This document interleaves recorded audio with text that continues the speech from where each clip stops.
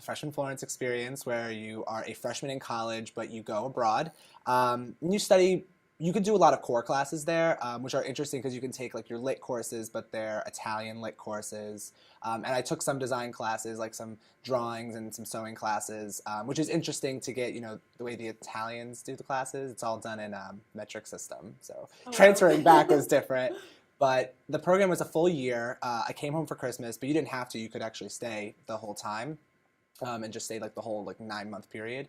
But basically, you are with a group of kids that are all your age, and you're all doing the same thing. But it's a pretty big step. I mean, I was 18 years old out of the country for the first time and living by myself. We had an RA, but we were just me and my roommates in the room, cooking for ourselves. There wasn't really a meal plan, so it was a pretty big step to make yourself grow and really make yourself grow up really fast, which I think is kind of a really big unifying theme in Marist. It really teaches you to grow up, and that was a good way to like jump right into it.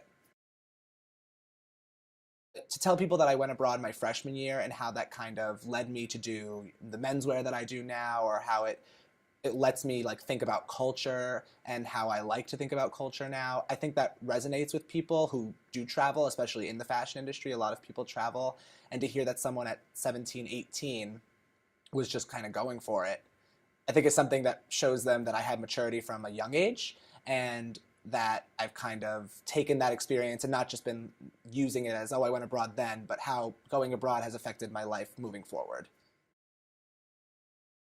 I studied abroad in Paris the first semester of my junior year, and it was absolutely amazing.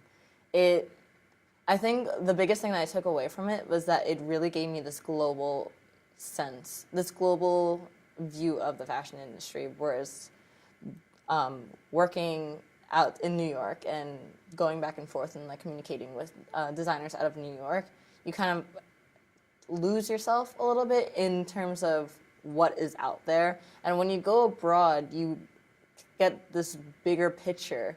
And it really taught me that I need to broaden my perspective in terms of designing and know that there are people, like, you have to consider things like when you send things overseas or when you're designing things. Okay, if your customer is in New York, what about your version of your customer in Paris or in London or in Italy?